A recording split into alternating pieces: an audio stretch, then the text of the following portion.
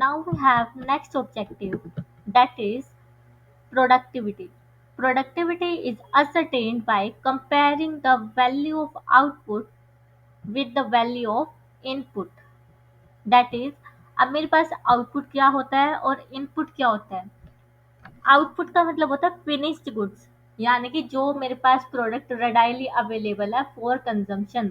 और इनपुट का मतलब होता है उस प्रोडक्ट को बनाने के लिए मेरे को क्या क्या रॉ मटेरियल लगे थे या क्या क्या स्किल्स लगी थी, वो क्या है मेरा इनपुट है। कितना मुझे टाइम लगा था, बिजली लगी थी, रॉ मटेरियल लगा था, वो सब है input. It is use as a measure of efficiency. इसको हम एफिशिएंसी मेजर करने के लिए यूज करते हैं। एफिशिएंसी मतलब कि कितने कम रॉ मटेरियल में मैंने कितना ज़्यादा आउटपुट बनाया, कितना ज़्यादा प्रोडक्ट बनाया। In order to ensure continuous survival and progress, every enterprise must aim at greater productivity through the best use of available resources. यानी कि optimum utilization of resources। जितना मेरे पास resources है, do I have used them optimum? क्या मैंने उनको इस तरीके से यूज़ किया है कि मैं कम से कम प्रोडक्ट रॉ मटेरियल में ज़्यादा से ज़्यादा प्रोडक्ट दुनिया को, कस्टमर को अवेल कर सकूं। तो इसी चीज़ को समझने के लिए मैंने तुम्हारे लिए एक प्रैक्टिकल एग्जांपल रखा है, बट वो सिर्फ तुम्हारे समझने के लिए है ताकि तुम्हें चीज़ें आसानी से रिटेन रहे। तो एग्जाम्पल कुछ ऐसा है, मेरे पास इनपुट है फैब्रिक, यानी कि रॉ मटेरियल जिससे कि कपड़ा बनाया जाता है। तो इस जो फैब्रिक है, इस फैब्रिक से मैंने टी-शर्ट बनाना है। और मार्केट की जो बेस्ट प्रैक्टिस है वो ये है कि वो 1000 मीटर फैब्रिक से 5000 टी-शर्ट बना सकती है। और जो मेरी इंडस्ट्री मेरी एंटिटी है इंडस्ट्री में, ग्रुप ऑफ फर्म्स में, वो क्या करती है, केस ए है कि मैंने 1000 मीटर फैब्रिक से 4000 टी-शर्ट बनाई, या फिर उसी 1000 मीटर से मैंने 5000 टी-शर्ट बनाई, या उसी 1000 मीटर से मैंने क्या किया, 8000 टी-शर्ट बनाई। तो यहाँ तो देखने भर से पता चल रहा है कि पहले केस में मैंने अपने इंडस्ट्री स्टैंडर्ड को मीट नहीं किया, और सेकंड केस में मैंने उसको एग्जैक्टली मैच किया। 5000 टी-शर्ट ही मैंने बनाई और 5000 ही इंडस्ट्री में बन रही थी। और थर्ड केस में मैंने कुछ इस तरीके से अपने रिसोर्सेज को ऑप्टिमम यूटिलाइजेशन किया कि मैंने 5000 की जगह 8000 टी-शर्ट बना दी, यानी कि मैंने मार्केट स्टैंडर्ड को भी क्या कर दिया, आउट परफॉर्म कर दिया। ठीक है, तो ये क्या है, मेरी मेजरमेंट ऑफ एफिशिएंसी। अब ये तो खैर मैंने फिगर्स काफ़ी इजी ली हुई है, इसकी वजह से तुम बता पा रहे हो, बट कोई टेढ़ी फिगर होती तो तुम कैसे कैलकुलेट करते एफिशिएंसी को। ये मैंने खास तुम्हारे लिए एक्सेल बनाई है। तो मुझे क्या चाहिए, मुझे ये चाहिए कि मैं एक टी शर्ट को कितने मीटर कपड़े में बना सकती हूँ। तो मुझे टी शर्ट को बेस लेना पड़ेगा। तो 1000 मीटर मेरे पास कपड़ा है जिससे मैंने क्या बनाई, 4000 टी शर्ट। तो इसका मतलब एक टी शर्ट बनाने के लिए मुझे 0.25 मीटर कपड़े की ज़रूरत पड़ी फर्स्ट केस में, जहाँ पे मैंने टोटल 4000 टी शर्ट बनाई थी। उसके बाद 5000 टी शर्ट बनाने के लिए मुझे कितना कपड़ा लगा, 0.20 मीटर्स लगा। एंड देन 8000 बनाने के लिए उससे भी बहुत कम लगा, 0.125 मीटर कपड़ा लगा मुझे एक टी शर्ट बनाने में। तो यहाँ से मैं क्या पता लगा पा रही हूँ कि पहले केस में मैंने अपने रॉ मटेरियल को अच्छे से यूज नहीं किया, यानी अंडर यूटिलाइज किया या फिर वेस्टेज बहुत ज़्यादा किया है। सेकंड केस में मैंने स्टैंडर्ड को मीट किया है, तो ये मेरा ऑप्टिमम है, यानी करेक्ट है। और सी में मैंने क्या किया, मार्केट को ही, इंडस्ट्री को ही आउट परफॉर्म कर दिया। तो ये मेरी हो गई मेजरमेंट ऑफ एफिशिएंसी। तो इसको, जो ये मेरा थर्ड कॉलम है, इसको मैं क्या बोलती हूँ, इनपुट आउटपुट रेशियो। ठीक है,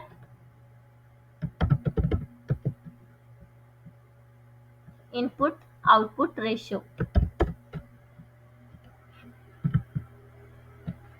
तो यहाँ से तुम्हें प्रोडक्टिविटी आ गई होगी समझ। हम अपने थ्योरी पे वापस चलते हैं।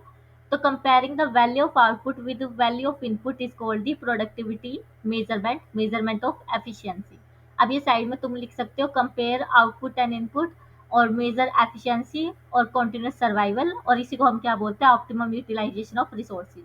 देन उसके बाद नेक्स्ट मेरे पास है physical and financial resources. Physical resources and financial resources, दो तरीके के रिसोर्सेज की बात हो रही है यहाँ पे।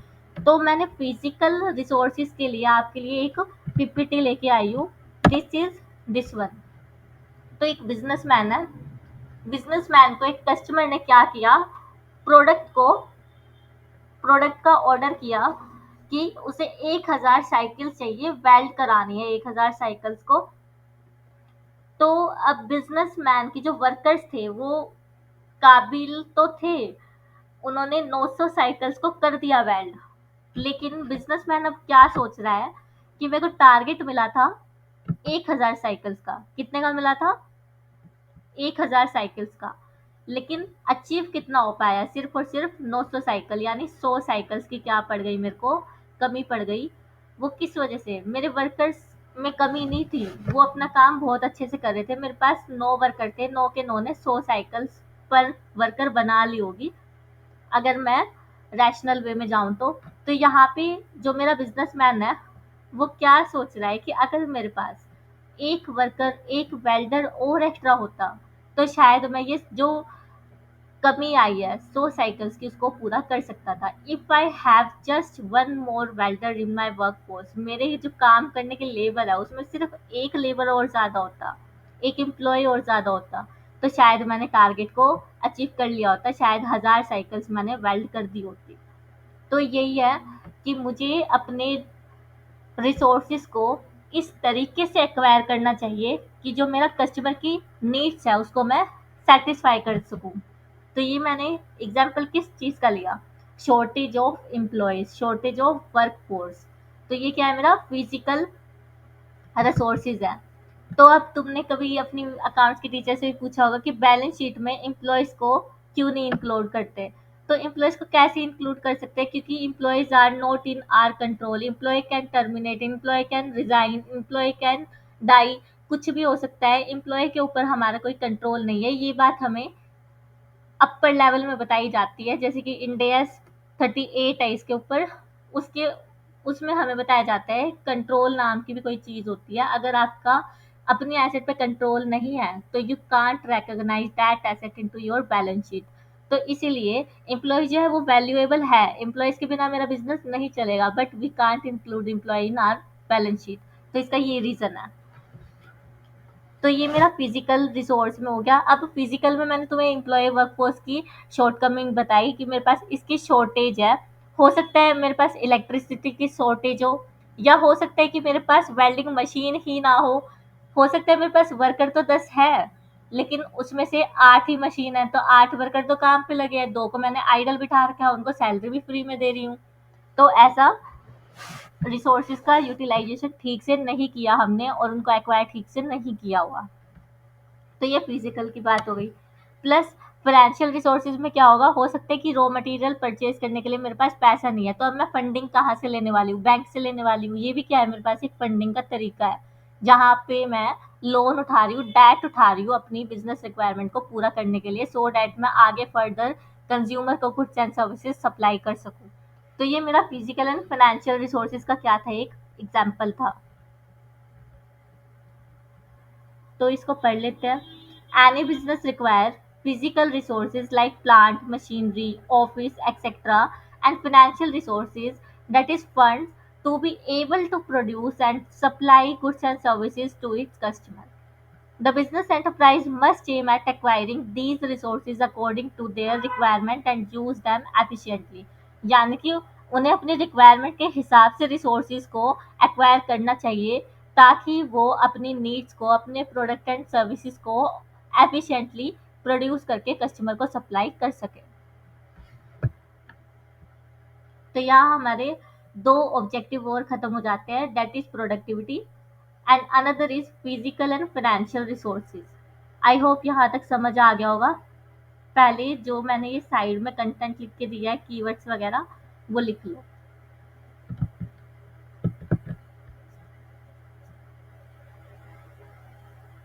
Now we have our next objective, that is earning profit. अब तुम्हें ये तो पता ही है, हम स्टार्टिंग से पढ़ते आ रहे हैं कि profit is necessary, profit is necessary, profit is paramount for a business for its survival and growth.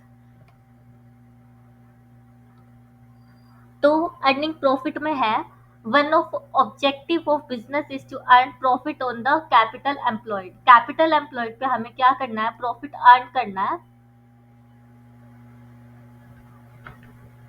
और profitability refers to the profit in relation to capital investment. जो हमने कैपिटल इन्वेस्ट की है, जो हमने पैसा लगाया है खुद का या उठाया हुआ, यानी उठाया हुआ क्या, लोन लिया हुआ बैंक से, उसको लगा के हमने कितना कमाया, उसको बोलते हैं earning profit on the capital employed. और इसकी रेशो होती है return on capital employed, ROCE, जिसको हम कैसे निकालते हैं, earning before interest and tax, यानी कि जो मेरा प्रॉफिट है उसमें दोबारा से इंटरेस्ट को जोड़ दो और उसमें टैक्स को मत घटाओ, तो वो मेरे पास होता है EBIT divided by capital employed. और कैपिटल एम्प्लॉयड का मतलब क्या होता है, जो पैसा मेरा खुद का है प्लस मैंने जो बाहर से उठाया था, उन दोनों को मिला के मैंने उसके ऊपर कितना प्रॉफिट कमाया, उसको बोलते हैं capital employed, return on capital employed. और वो परसेंटेज में निकलता है, तो इसलिए इंटू 100। तो अब इसी चीज को समझने के लिए I have brought you with the balance sheet, so that थोड़ा सा तुम्हें एक आइडिया लग जाए।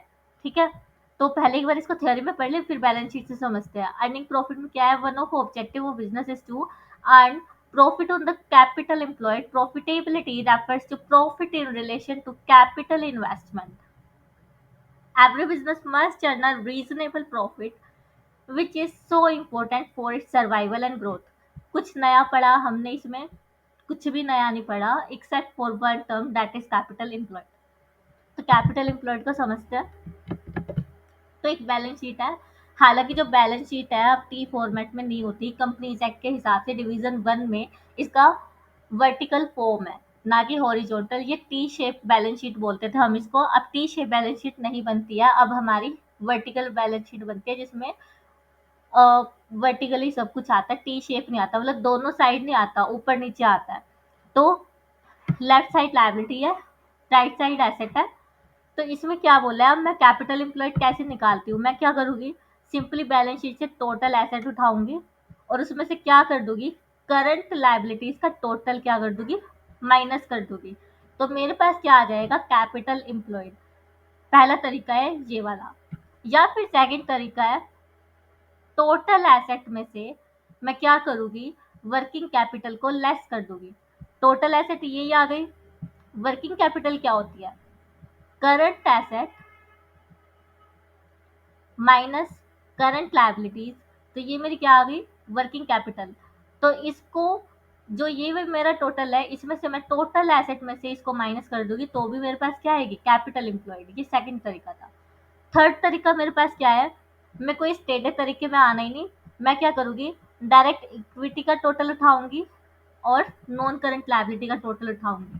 क्योंकि तुमने अगर मेरे वर्ड पे फोकस किया हो, तो मैंने क्या बोला, जो मेरा खुद का पैसा है, खुद का क्या, इक्विटी, जो मैंने अपनी जेब से लगाया है, जो मैंने बिजनेस से कमाया है, रिजर्व एंड सरप्लस यानी प्रॉफिट। ठीक है, प्लस जो मैंने बाहर से उठाया है, बैंक से उठाया है, किसी दूसरे पर्सन से उठाया है, इन्वेस्टर से उठाया है, फॉरेन इन्वेस्टर से, तो ये मेरा क्या है, ये कैपिटल एम्प्लॉयड है।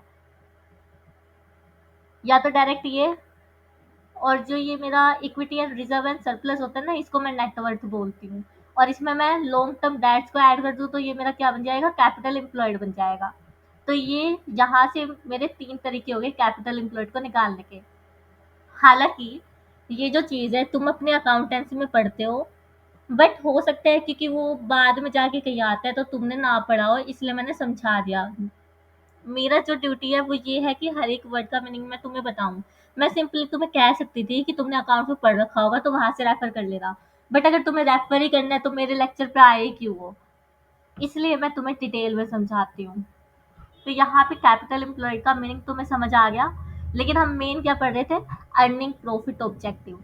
तो वहां पे मुझे प्रॉफिट को मेजर करना है और मैं मेजर करती हूँ in terms of capital employed. ठीक है, तो ये यहाँ पे तुम लिख सकते हो, यहाँ मेजर करने के लिए, प्रॉफिट को मेजर करने के लिए, to measure performance in terms of capital employed, we use ratio, that is return on capital employed.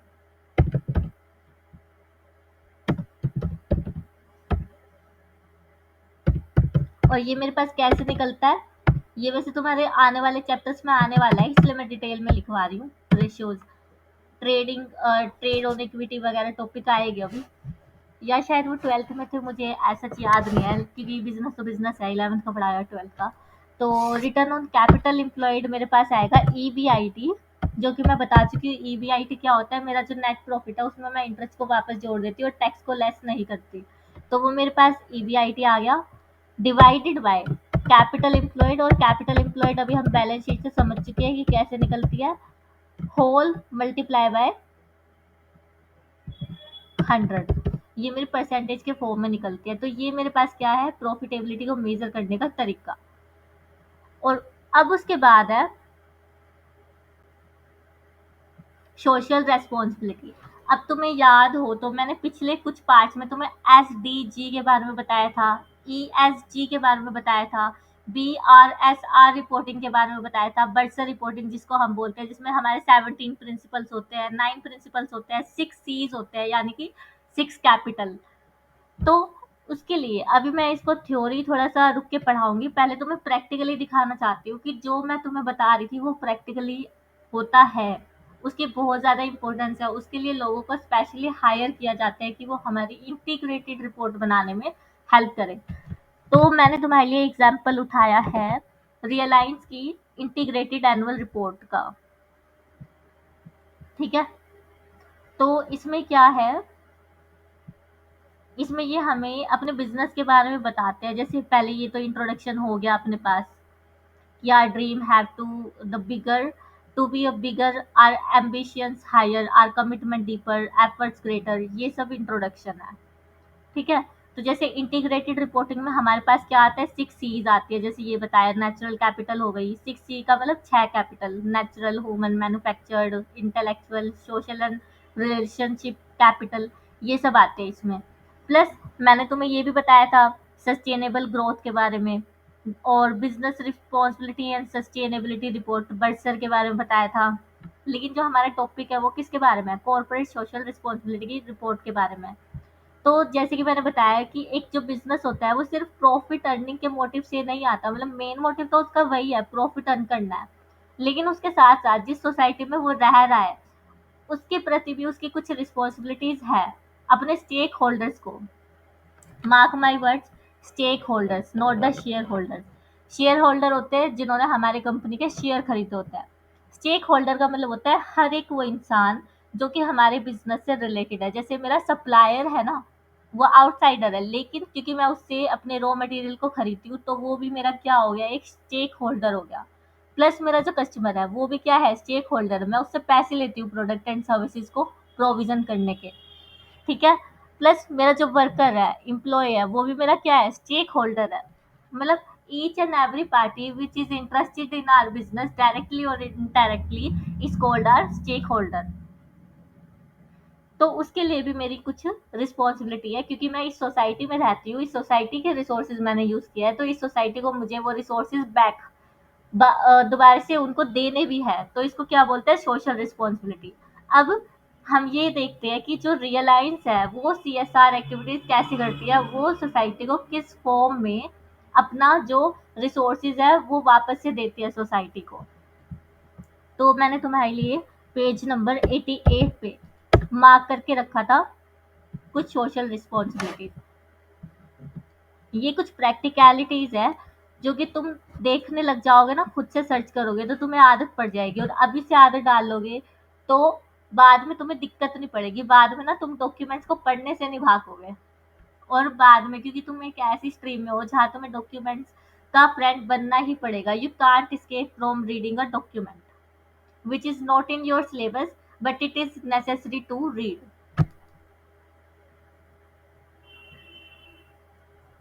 तो यहाँ पे अब रियलाइंस कैसे अपने स्टेक होल्डर्स को रिसोर्सेज वापस देती है। हम उसको देखते हैं।